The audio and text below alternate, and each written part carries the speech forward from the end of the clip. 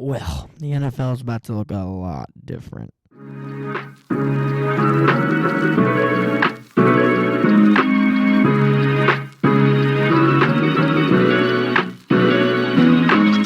Hello, ladies and gentlemen, and welcome back to the Takle Talk Network. This is episode number 12 in season 2. Glad that you all are here, and let's jump into this video. First, we got a lot of different NFL rule changes, and hopefully we have an Aaron Rodgers update. But enough of that said, let's jump into some information. As we know, I talked about this a couple episodes ago. It was proposed by a certain team, which I'm not going to name names, but a certain team proposed that the NFL ban the tush push. Well, now it's gotten some ground, and a lot of NFL teams are proposing that the tush push be banned. It was tabled until May's meeting for rule changes, but there was a lot of other rule changes that did happen. Before I get into those, though, I would like to explain a little bit more on the tush push. The main argument was that the tush push, this play, can actually cause more injuries to the players. Although that's not proven and there's no data to prove that there are injuries happening, I do remember seeing Chris Jones' neck getting kind of pinched up in the Super Bowl last year. And, I mean, that could be something that they could look at maybe, but I don't think they should ban the tush push. I think it's just a quarterback sneak play.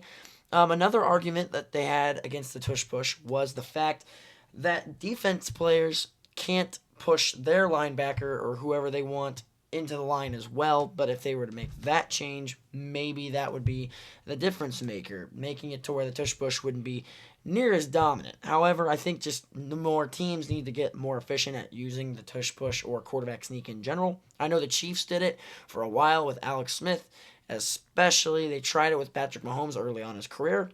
Ever since that kneecap injury, however, they completely scrapped it, wrapped it all up, and threw it out of the playbook. So we're just going to go ahead and see what the tush push continues on, or if it just gets canceled altogether. But that was tabled until next month's meeting.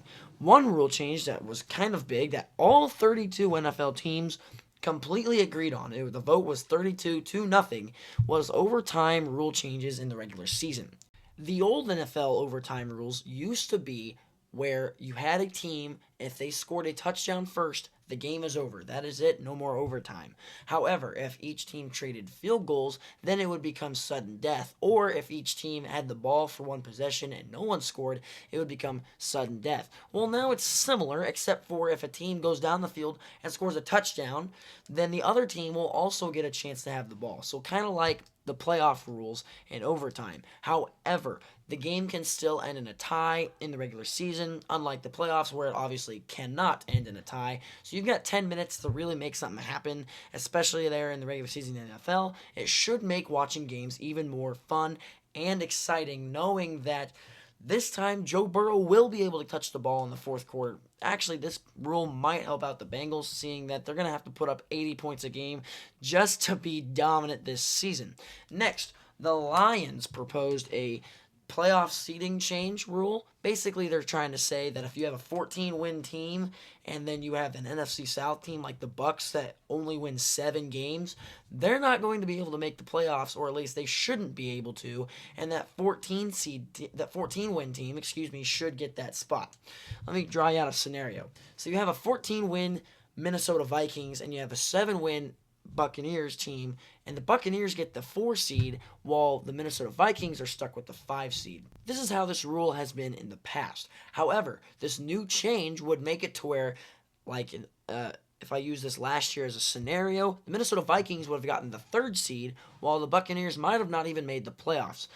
I do kind of like this rule. I mean, it's kind of bittersweet seeing that on the downside of things, you're going to be almost taking out an entire division out of the playoffs. And even though it's important to have divisions seen in the playoffs, if you don't win enough games, you're not going to make the playoffs, and you should make the playoffs anyways.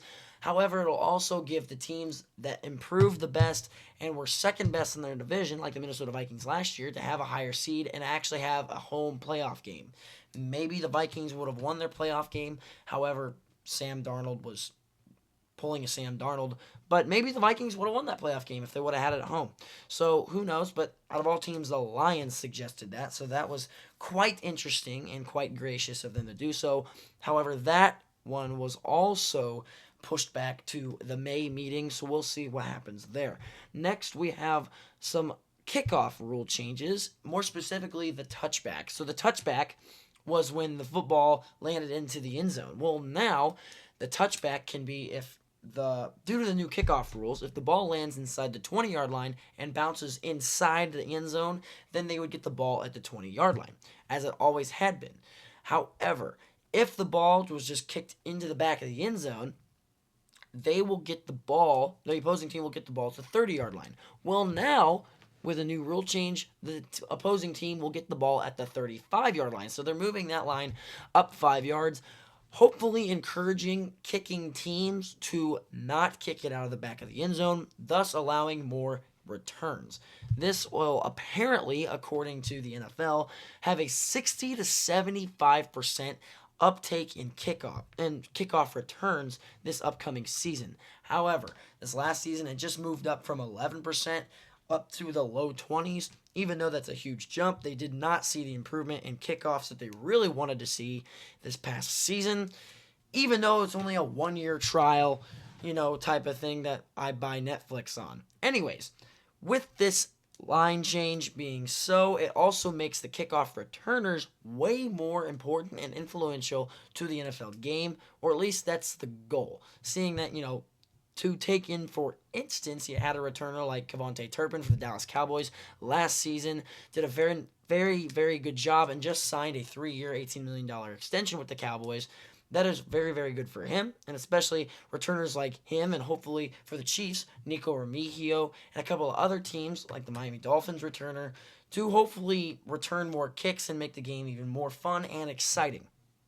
Next, another kickoff rule that was changed, the onside kick rule, is going to hopefully be changed. It was tabled onto next month's meeting as well. This basically is saying that the kickoff ruling for onside kicks, instead of it being just resolved to the losing team in the fourth quarter, it should be allowed by the losing team at any point in the game as long as they declare for an onside kick.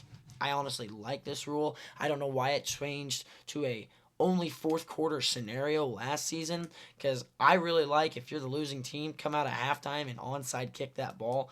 I think that's a fantastic idea. I always loved it. I think that happened in the Super Bowl. Oh yeah, that's right. The Indianapolis Colts did it against the New Orleans Saints. I believe I'm correct. Then, another big change, which I thought was kind of interesting, replay assist. There's some replay and camera changes.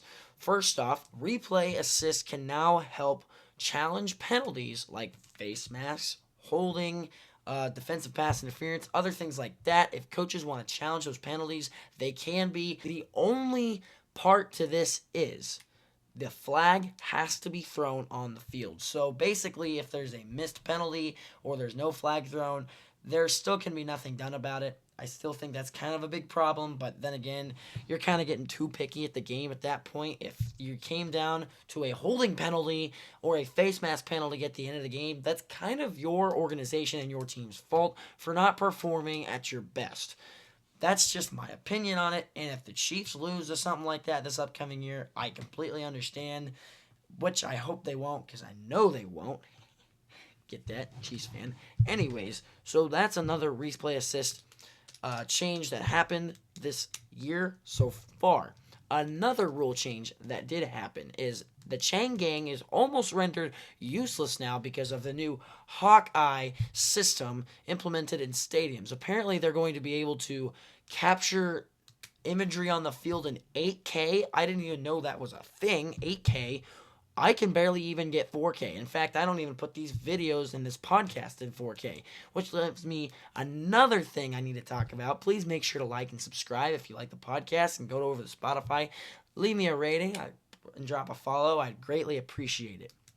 With that being said, this new Hawkeye system will apparently only really be used on if there's a close fourth down or a close third down and they're needing to bring out the chains, and so to speak. In this instance, we normally see the chain gang run onto the field.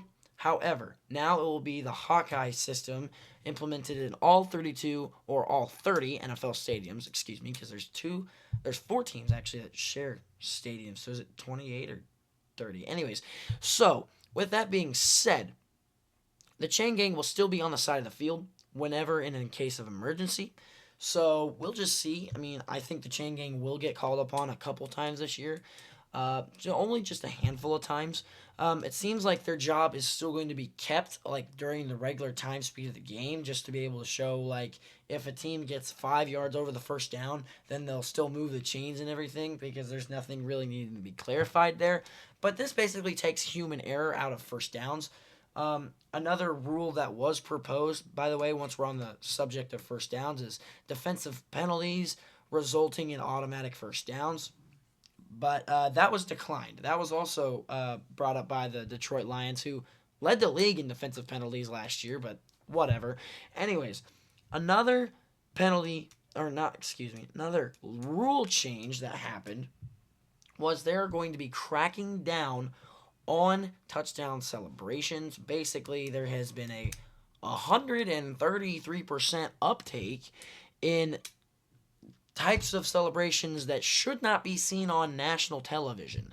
So I believe, like, I get it. You don't want the young viewers seeing like a touchdown celebration that's like horrible and bad, and neither would I. And sometimes I look at the screen and say that's just ridiculous.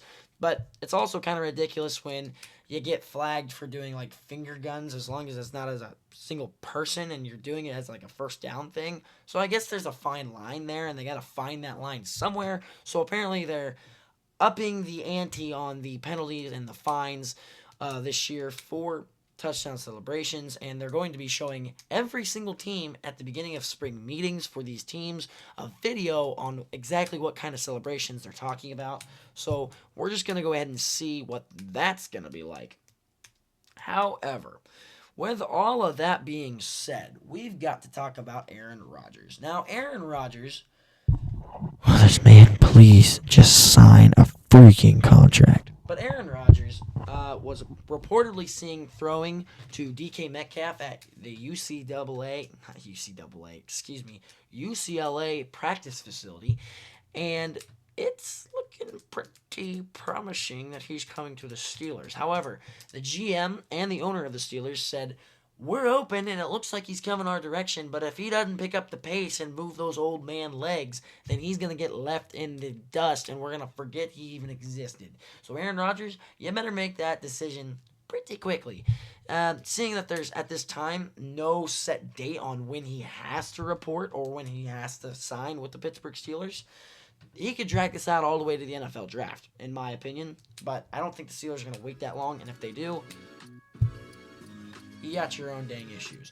However, Aaron Rodgers to the Steelers, I'm pretty darn sure it's going to happen. I'm pretty positive.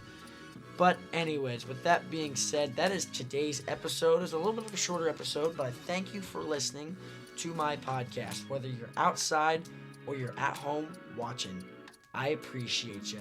And I'll see you next week.